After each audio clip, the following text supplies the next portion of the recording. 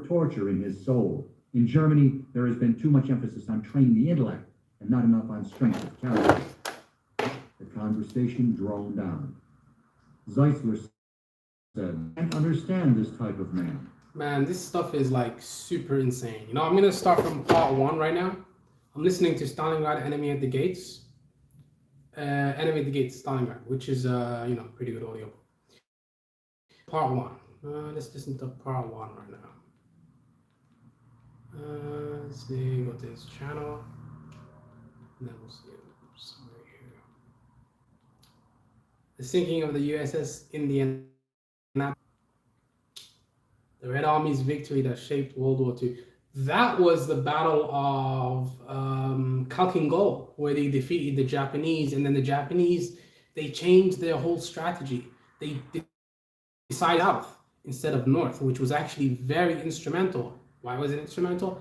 Because with the strike south faction, that means that they were attacking the Dutch East Indies in America. If they strike north, they would have attacked Russia from the behind. Would have taken the port of what's that port called? The one next to the Southeast Asia for the Russians. I forgot. But yeah, attacking the Russians from Siberia. That would mean a Crimea, because in the Battle of Moscow, Stalin was able to call on some type of reserves. The reserves. He called on the Siberian reserves to defend Moscow, and if that didn't happen, then they might have battle for real.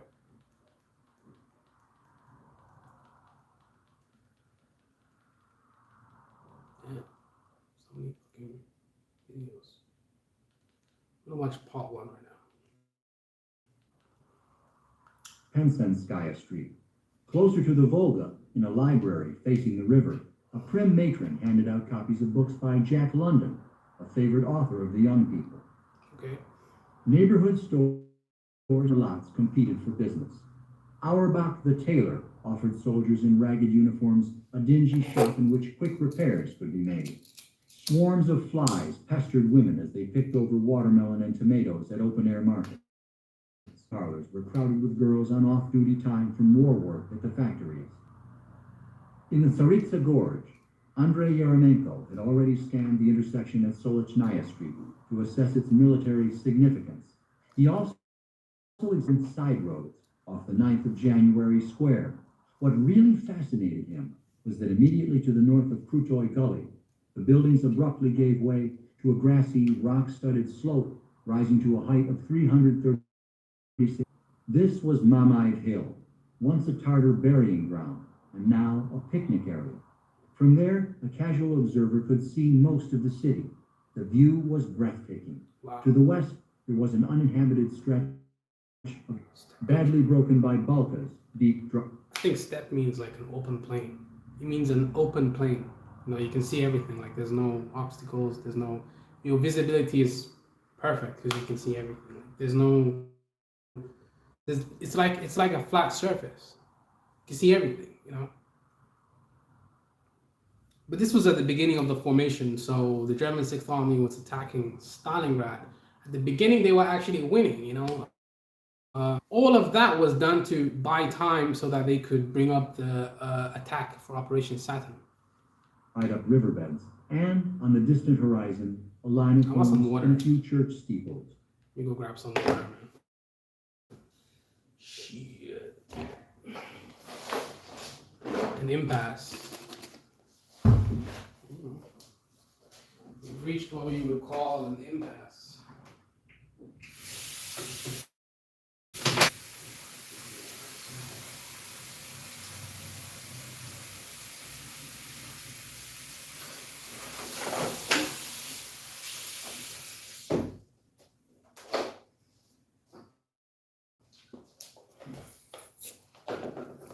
It's pretty wild, though, right? Pretty wild. To the north was the awesome network of industrial plants that had made Stalingrad a symbol of progress within the communist system. Almost at the base of Mamayev were the yellow brick walls of the Lazar chemical plant. They covered most of a city block and were girdled by a rail loop resembling a tennis racket. From the Lazar, trains puffed north past an oil tank farm on a bluff, then on to the Red October plant, with its maze of foundries and calibration shops from which poured small arms and metal parts.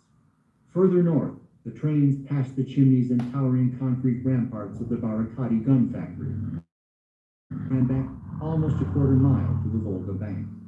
There, a row of workers' homes languished in an unfinished state. Around the yards of the Barakati, hundreds of heavy caliber gun barrels lay stacked, awaiting shipment to artillery. Beyond the Barakati loomed the pride of Russian industry, the Zherezinsky Tractor Works.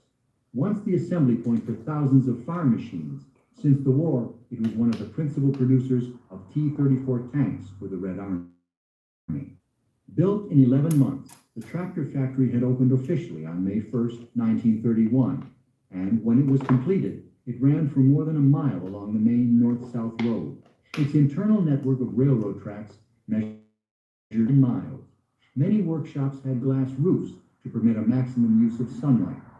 Ventilation ducts, cafeterias, and showers had been added to the plant to make the workers' lives more pleasant and productive. Main road, paralleling the 11 miles of industrial park, a special, self-contained inner city had sprung up to accommodate families of factory employees. More than 300 dwellings, some 6 stories high, housed thousands. Clustered around carefully manicured communal parks, they were only a few minutes' walk from summer theaters, the cinema, a circus, soccer fields, their own stores and schools. Few factory personnel living in this compound. The state had provided almost every basic necessity, and the model community that Stalin had fostered was a showpiece of the Soviet system. From his mental perch on Mamai, Andrei Yeremenko was not unduly concerned north into the economic heart of Stalingrad. Even the most powerful field glasses of an artillery observer, should he chance to be a German, would not be able to penetrate as far as the tractor works, or past it to the uppermost boundary of Stalingrad, the Mochetka River. What alarmed Yeremenko about Mamai was its staggering vista to the east, down the shimmering Volga, which was jammed daily with hundreds of tugs, barges, and steamers, whistling at each other in riverboat language, wreaths of smoke as they navigated the channels between Baron Golodny and Sarpinsky Islands.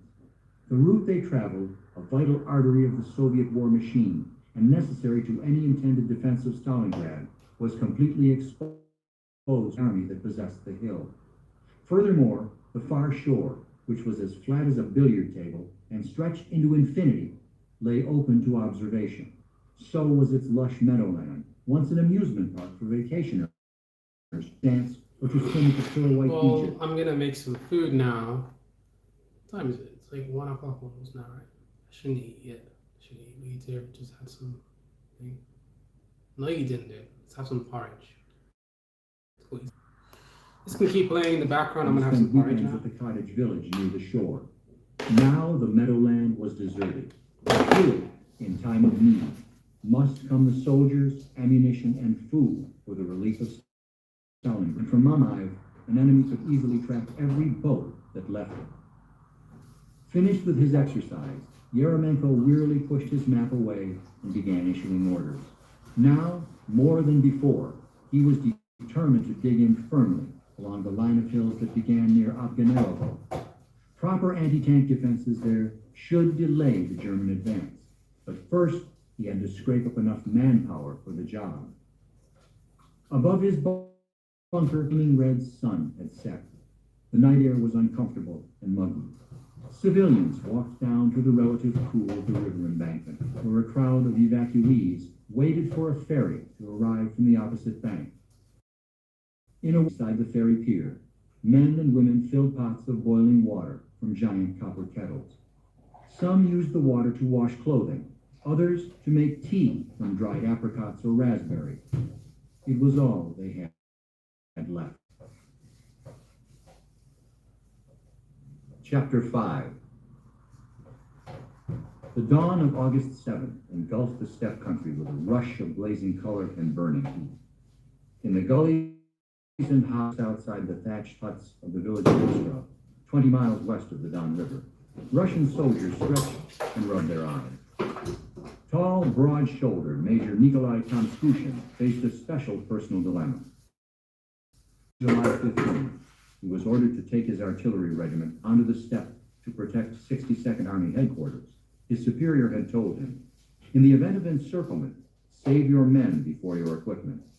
But on July 28th, Skushin heard another command, this time from Radio Moscow and Premier Stalin, who told the Red Army to hold at all costs. Not one step back was the ultimatum Stalin issued. That was an order to His men, German planes appeared overhead, and Tom Skushin called 62nd Army headquarters for total guidance. The line was dead. "Hello? Hello?" he shouted. No one answered. The major dropped the phone to find someone on the staff who could give him new orders, but he was stunned to find that 62nd Army headquarters had disappeared. His commanders had fled to Stalingrad. Trained for years to obey and serve, he hurried from it. In the next hours, German tanks blew up most of his 76mm guns. Stupid dive bombers burned the steppe grass around him with incendiary bombs. In desperation, Tom Skushin dispatched a messenger to the rear, crossing the Don at Kalach, where he hoped there was some sort of headquarters. While he waited for orders, the blinding disk of the sun beat down. The Stukas hovered and dove. Casualties soared. By late afternoon, 400 men lay dead or wounded in the grass. The messenger never returned. At twilight, Tom Skushin gathered his aides. "Assemble the men after dark," he told them. "Head for the Don. Take everyone and everything." He had made his compromise between conflicting orders. In the sudden cool of nightfall, the men formed up and shuffled off to the east. Conversation was forbidden. Even so, weapons clanked past and the troops cursed loudly when they stumbled. As the moon peeped fitfully through the clouds, Tom Skushin listened for suspicious sounds. Occasionally a rifle popped, but it was always far away, and the major whispered. Suddenly, the darkness burst into 1,000 lights, and tracer bullets ripped into the column from both sides of the road. "Ambush!" Tom Skushin screamed. "Run! Run to the river!" The regiment stampeded into the dark, but Tom Skushin stayed